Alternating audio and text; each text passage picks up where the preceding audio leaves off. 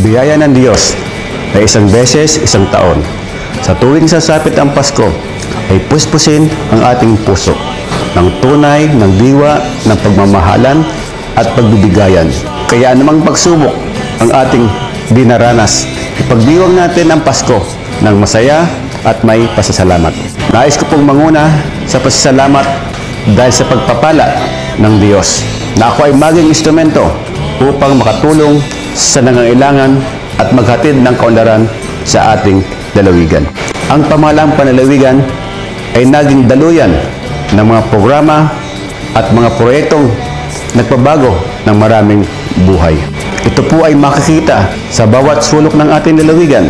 Programa sa kalusugan, agrikultura, edukasyon, elektrifikasyon, irigasyon, mga proyektong infrastruktura, multi-services caravan, at iba pa. Ituring po ninyong mahalagang regalo iyan sa inyo.